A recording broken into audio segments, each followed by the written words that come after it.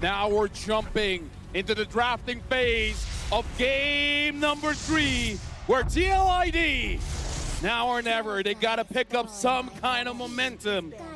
I mean, it's a pretty good ban, and again, if you pick up the Suyo, you got the Joy. If they pick up the Joy, they got the Fredrin. The Eve gets banned out, which, might I remind you, this is the pick TLID used to stop Strong Ray Giant. So this is a very good respect ban here. And now TLID, time to drop the beat of Flash, becoming up Joy. That's a stinger, right? I mean, I feel like Fnatic is putting them in a chokehold right now, right? They want them to take the Joy. They're not even worried about it. I mean, credits to Coach T over there, Coach Strex. The Fredrin is still on the board, and we know it's 100% win rate. But that alone is not the problem here. You can still put the Suyo on King Kong and Granger as well. Yeah, exactly. And pick up the rest of the lineup. If I'm banning Bruno, I'm thinking we definitely see the Granger pick up here, right? It's like, why even? Because now you give over Granger, and then what do you have in response to Kelra? The Moskov. Yeah, but Moskov, yeah. against Kelra on the Granger. Oh, Harry! Now Wait. FNOP, sorry, so FNOP decides to switch it up. Fine, we're gonna have some fun this game. They're taking risk here. Well, there's no need to rush the Suyo. They do open up the Granger still. Definitely a risk because you're outranged. But something tells me Fnatic Onic, like, they won the first 2 games with a very similar lineup. They're going, all right, maybe this time we dive. I mean, I don't know. Personally for me, when you hear footsteps, you think of horses, not zebras, where sometimes the simplest thing is the right solution. But it looks like Fnatic Onic Philippines, they're showing a curve here, which is very interesting. We've seen Fnatic Onic pull this kind of trick against their series with Falcon Esports. They could have won clean, and then decided to go, yeah, let's play the usual. Yeah, that's why, you know, I'm like, I don't know about this. I think at this point, I don't know. It feels a little weird seeing the hair at the front. I'm not saying it's bad. I'm not saying it's weird at all, but yeah, I think Fredrin here would be solid. It's definitely what I think I would see them pick. But again, they're in that point I was talking about, where sometimes if FNOP starts drafting a little strange, this is a chance for TLID to capitalize. So let me just say this. The reason why I feel like it's strange, because it feels like a trap, right? Do we not get this kind of vibe? It's like they're letting go of that Granger. It feels like they have a strat specifically for this Granger. So that's why I feel like this is sus. They're letting go of this. What are they planning? What's the strategy here? What kind of trap is TLID going to fall into? Yeah, and then they go for the Suyo instead of the Fredrin as well. So I'm right there with you. I think they are having a strategy that we have yet to see so far in the Oxiata arena. But when it comes to TLID, Adhan, he's got a comfort pick. He's rocking that Hilda. Yep, he himself pushed the Hilda agenda all throughout MPLID, and now the world is reeling in the wake of this XP lane dominator. Going into bans, we still don't have mid laners. Instead, they ban a specialty hero for Witty, the chip. At this point, I'm liking TLID's draft. Their draft is clean. They were given a lot of prio, a lot of great picks. Everything that they have feels good against what FNOP has brought so far. Right now, when I'm thinking of traps, maybe I'm overthinking in general here, but if there's a Suyo, would you ban a Fredrin? No. No. But is there a chance Fredrin EXP comes up? Nah. Maybe, but that's still, I mean, that only really kicks in that's going to kick in around, like, First Lord. But either way, that's when FNOP's been fighting. That's when they've been really winning out, is around that 7-minute mark. There's so many other heroes left for Kirk to just suddenly go, yeah, I'll Fredrin XP. I doubtful. Maybe you are overthinking it, though. Yeah. I mean, I don't know. Because again, I feel like something's cooking here, and I'm not sure what it is. Speaking of cooking, you're going to see the Hylos taking off the board as well. We still have yet to see the mid lane matchups. The Pharsa still up for grabs. Looks very good, I would say, even for both sides. Maybe you have to worry about the Katat. But Brusco the Bruiser, right? I mean, we know how he performs on this Katat, right? He's able to get to the backline. This literally was the deciding fact in game number 1. We saw multiple times where he would go in at 1 HP, and the tenacity, the only thing to keep him alive, and they're able to find the picks off. They're able to take out multiple members of TLID. So what are we looking at here? Final ban coming in from TLID is going to be the Khalid. Target down onto Brusco, target down onto that Roam, maybe a Kirk pick. Edith still open for the side of FNOP. Which means the Valentina Edith dynamic is still there. If ever Fnatic Onic do pick up the Edith, but I don't think they're going to pick it here. They'll pick the mid laner here, and then keep that XP laner pick for Kirk. That's what I'm guessing. So what do we think they pick up for mid here? Maybe they take, I mean, the Valentina doesn't look amazing here. They could go for the Pharsa, I guess, but Joy's going to run down on that. You got the Death Sonata. You have a lot of answers for Pharsa. But again, it is Super Friends, probably one of the best positioners in the game right now. It's tough. Even Aurora still available for grabs. FNOP could definitely take that, especially on that Hilda's going to rush in. I mean, half the crowd will be very effective. But wait a minute! Sicilian locked in for FNOP. Mad range from Fnatic Onic Philippines. What does TLID do? Currently, they only have one person who can get into the backline here. and that's Fabian's Joy. Do they have room in the draft to kind of pivot there? I mean, we've seen this exact pivot before. We've seen Joy go, what, mid? Whoa, Be the answer, and then they pick up Alpha or something like that. I don't think the Ghost plays like that, son. And I'm just saying, you're right. He's a artillery backline. I don't know if that's in his kit. It's true. You can fight range with range, though. You could go in for the Navaria. I mean, up against this composition, you can play from afar. You don't think you have to worry Navaria's cooking. That's a double poke. Oh! It's still good poke. The Farsa, again, great range artillery mage. And the Carmilla, which I think is a... I've heard, you know, from many fans of MLB that it's like a comfort pick for Weedy. I wonder how useful it'll be here in this game. It's the, we don't know what to pick, but we're going to go for this. It's the whatever. I don't want to say it like that. I mean, I would not say- exactly not know what to pick, but it is the, okay, a lot of things could work here. What do you want right now, Woody? This is something that you can possibly come back with because the Curse of Blood is very deceptive, right? When you hit that big burst of damage, you can't really calculate for that. So maybe this is their Hail Mary. Yeah, it's going to be challenging, though, because now they're lacking in the crowd control department. It's going to be more on being the aggressor in these situations, and we know just how well Fnatic Onic is with the aggression. We even had a lot of segments when it was aggression versus endurance, and they were the aggressor in that struggle. And now the final pick. I mean, their draft, yes, as LaFell has mentioned, could maybe turn it. It's a very comfort draft for them, and it's now or never. It's 2-0 already.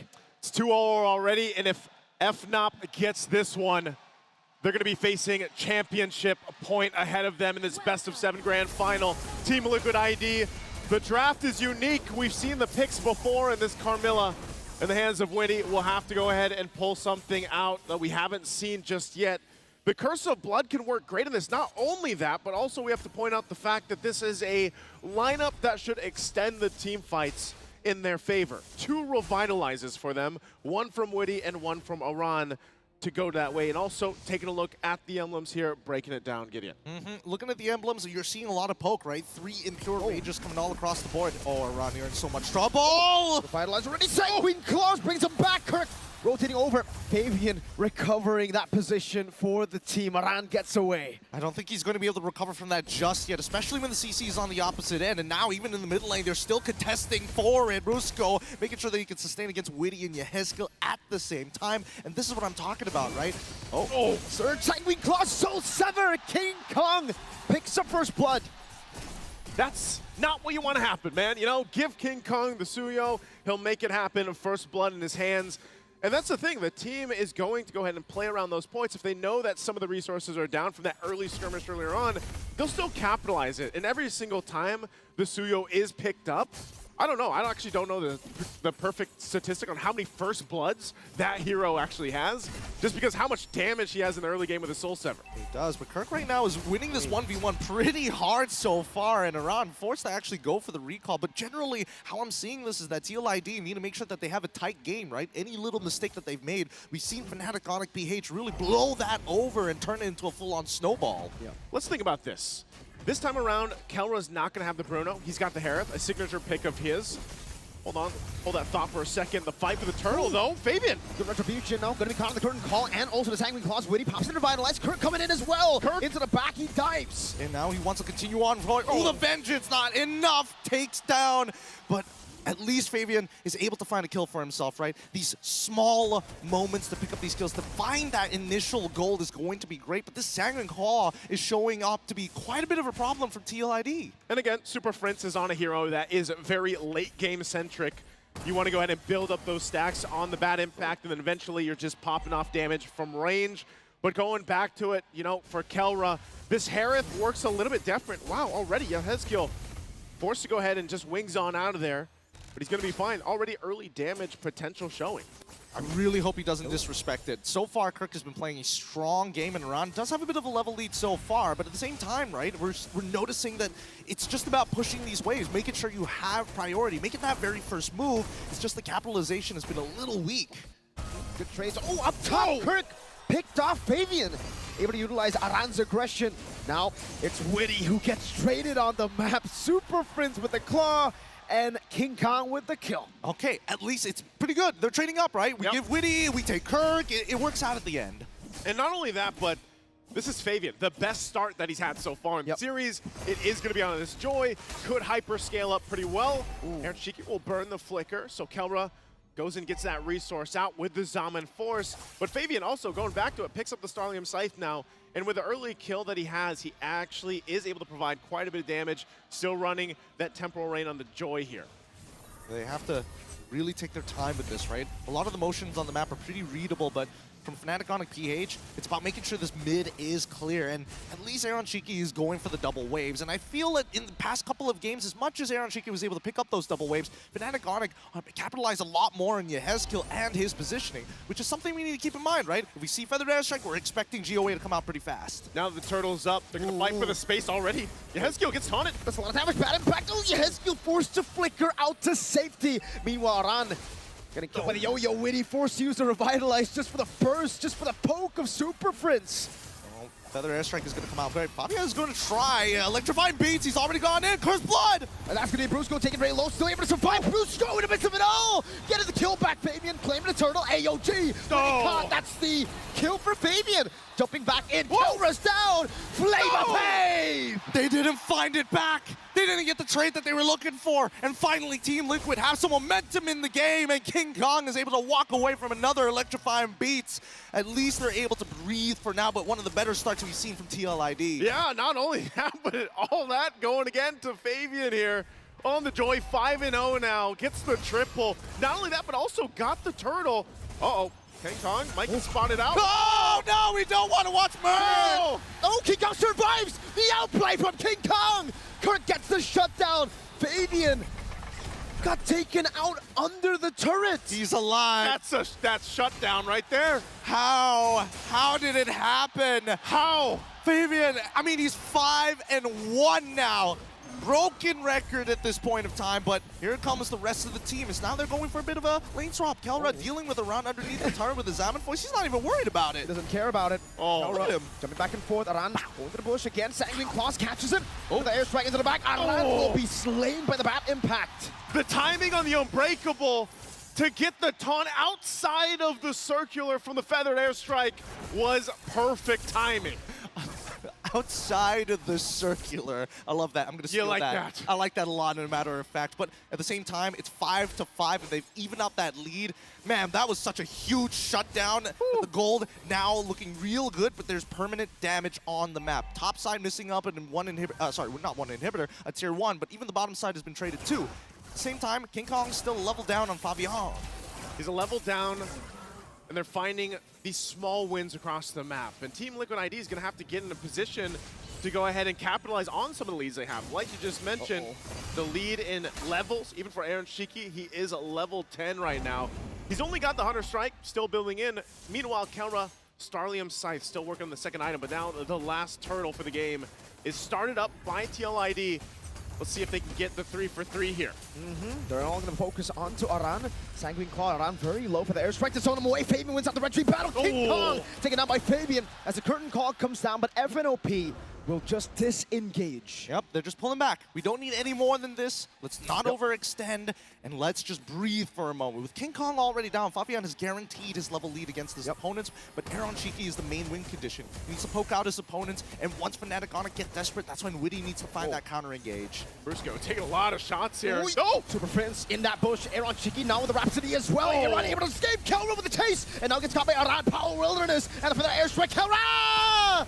Still able to dodge away for so long. 2 for 1 so far, but it's still Revitalized, comes out through Electrifying Beats, does not take him out. Finally, Fabian is able to put him down as Aran is next to fall with the help of King Kong. Are you gonna do it? Yes, he will. Underneath the turret, they dive. A double for Kirk. The timing from the Super Fam comes through again in a fight that you thought was all for TLID, but it wasn't, and now again, the pendulum swinging in game 3. They focus on the the mid turret tier 1. Under the turret going in for the airstrike, and Kirk shall be shut down by Aaron Shiki. That's 280 gold into the pockets of TLID. At least they find something back. 9-9. They're keeping it a very tight series here, but with 3 turtles on their side and 1 turret, we're looking for some permanent damage from specifically Fnatic Onic PH, because now you realize that it's all about waiting for that Cursed Blood to come out and then maybe looking to, you know, overstep a little bit to get TLID to come out of their comfort zone. The most difficult thing here for Fnatic on a PH is obviously dealing with where Fabian is. Most of the time, because of how far ahead he is in terms of damage potential on the Joy, they got to keep an eye on the back line, and Kirk's been doing a fantastic job. I mean, he is tanky enough to go ahead and jump in around whether he has the Vengeance or not. And that's kind of a mirrored approach where your back line is both exposed on both lineups if you're not careful here.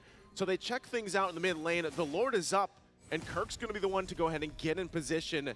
Now still, it's relatively even across the board that Tier 1 gets pushed in by the minion wave at bot as they get in position for the Lord. I just love the fact that they're forcing respect out of them, right? Even on the bottom side, from FNOP, they're not spreading out anymore. They got to stay together.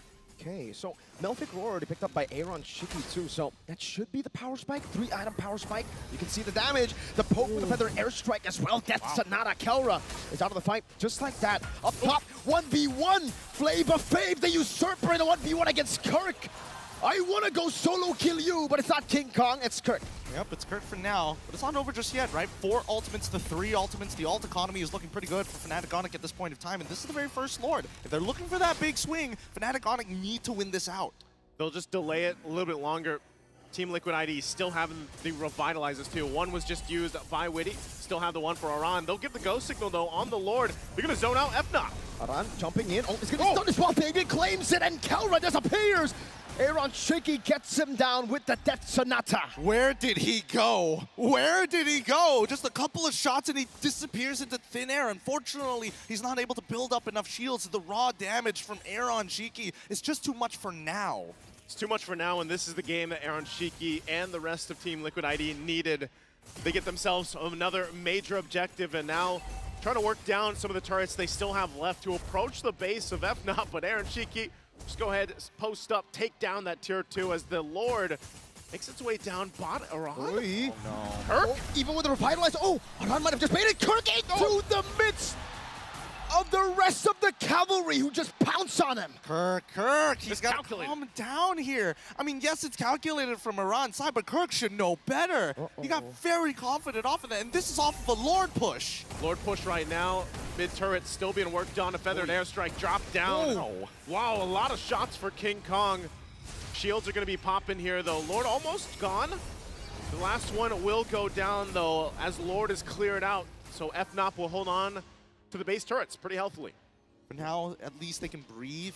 At least they can, take their time and rethink their strategies. Because I think the hardest part is getting the right people to group together. Ideally, you want to get that curtain call on both Aaron Shiki and Yeheskill. Maybe ideally Fabian as well, with basically any of their front lines. You still want to go in, Kirk? Feather airstrike on the Super Prince leads ignition and the glowing wand. Super Prince gets the bad impact just in time. Another feather airstrike over to Kelra. Very low on Kelra and Kirk. Prince able to clear out the wave in the bottom lane, and that is it. But man, the kill threat. He was burning. He was hurting a lot. That was glowing wand on top of the... Oh my, it could have gone bad. Super Prince luckily pops his ult in time and conveniently has minions down by the bot side of the map. Could have been real bad. It could have been real bad.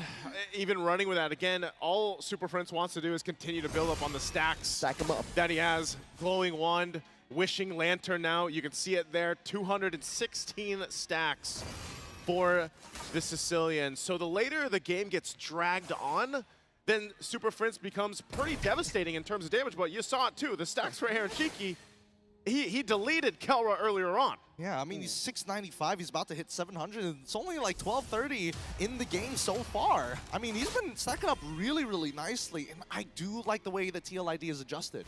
And you can see the purchase for Witty.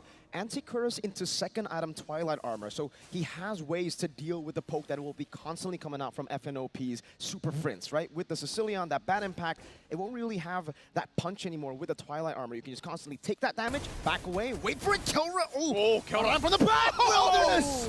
That's a big bomb. No, that's not. And the curse of blood from Witty! That's 3 members already down, and Kirk, he's got no pushing powers. Fabian starts running in with the rest of the squad. It's going to be the Vengeance already. Papa with no minions. What? Okay, there's the push in from the cavalry they're looking for in game of 3. Fnatic will still try to defend, but they're going to have to make this work. Only Kirk left now. Gun down the Rhapsody and that Sky Piercer.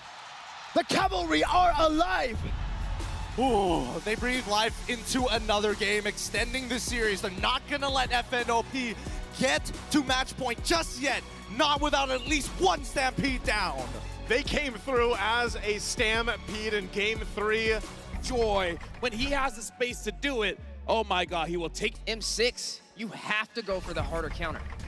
Yeah, so taking a look at some of these highlights, Fabian, you know, clean game in the beginning. Even playing a little bit risky in this first fight, maybe he decides to come back in, but he knows his team's there, picks up the extra kill, and we get to a point where Fabian just starts to scale out of control. He's second item, he goes from Starling Scythe straight into Holy Crystal, and that's when we know, I think, there was a point where he died, and I'm looking at Leon and he's 7-2, and I'm like, at this point, even if he dies 3 more times, he's still gonna be able to 1v1 just about anyone on the map. Yep, just second in the gold rankings towards Aaron Shiki. He's farming heroes. Homie had 9 kills, and he could have had 10. He could have had 10. He almost got the solo kill onto King Kong, but that's when that whole little instant replay situation happened. But just the same, you know that Fabian will not let you forget that that almost happened. He still performed way better after. Yeah, dropping the beat of the flash on Fnatic Onic with that flashy pickup of the Joy, the deciding factor to help TLID push on forward and still remain in this series, not